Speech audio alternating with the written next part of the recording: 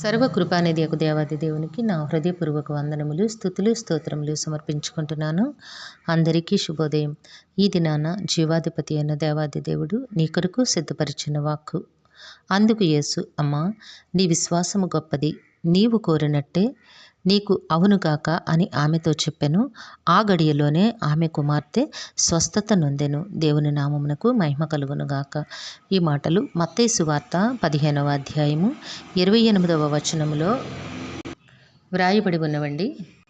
నేస్తమా, నీ దేవాది దేవుడి దినాన నీకు చక్కటి వాక్కును అనుగ్రహించి ఉన్నారు. ఏమిటి అనగా, నీ విశ్వాసమును బట్టి నీ జీవితంలో నీవు అనేకమైన విజయములను సాధించగలవు. ఈ కాంటెక్స్ట్లో చూచినట్లయితే ఒక కనాను స్త్రీ యేసు ప్రభు దగ్గరికి వచ్చి, అయ్యా, నా కుమార్తె దయ్యము పట్టి బహు బాధపడుతుంది కాబట్టి ఆమెను కరుణించమని కేకలు వేస్తే అప్పుడు యేసుప్రభు శిష్యులు యేసుప్రభు ఏమీ మాట్లాడకుండా ఆయన వెళుతూ ఉన్నారు. యేసుప్రభు శిష్యులు అంటారు, అయ్యా, ఈమె చాలా కేకలు వేస్తుంది కాబట్టి ఈమెను పంపించేసేయండి అని చెప్తారు.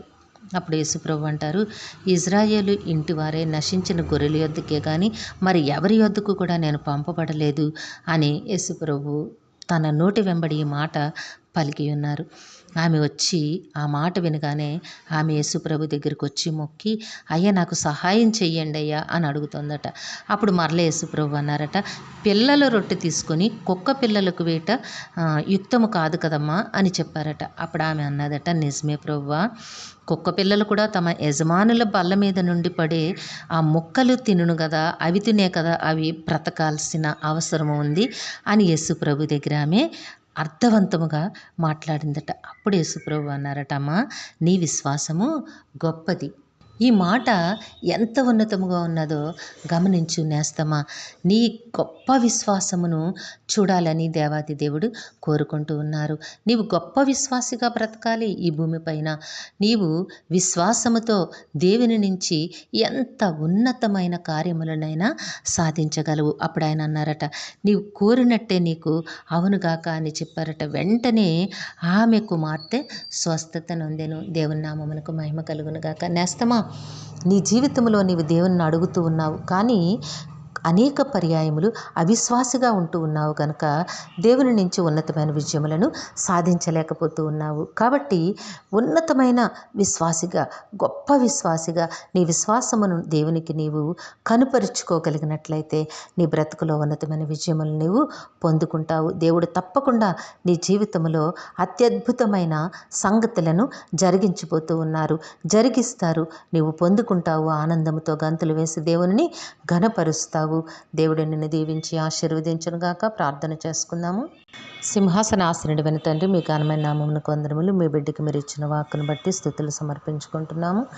ఏ బిడ్డకైతే ఈ వాక్కును వినిపించున్నారో ఆ బిడ్డ జీవితంలో మీరు నాయన ఉన్నతమైన విజయములు, ఉన్నతమైన కార్యములు నాయన అనుగ్రహించమని మీ కాళ్ళు పట్టి వేడుకుంటూ ఉన్నాము తండ్రి. జీవాధిపతి అయిన దేవా, మా ప్రియులందరినీ, వారి కుటుంబములను మీ దివ్య హస్తములకు అప్పగించుకొంచున్నాము. అందరికీ నీ కావలసిన ఆయురారోగ్యము, పరిపూర్ణమైన రక్షణ, దీర్ఘాయుష్యు, నెమ్మదిని ప్రసాదించండి తండ్రి. మీ శాంతి సమాధానంతో జీవింపచేయండి. మేలులతో ప్రతి హృదయాన్ని తృప్తిపరచమని మీ కాళ్ళు పట్టి వేడుకుంటున్నాము. నాయన, యవన కాలం అందున్న బిడ్డలని జ్ఞాపకం చేసుకోండి. ఆ బిడ్డలందరికీ సకాలంలో చక్కని వివాహములు, ఉద్యోగములు, గర్భఫలములు ప్రసాదించండి తండ్రి.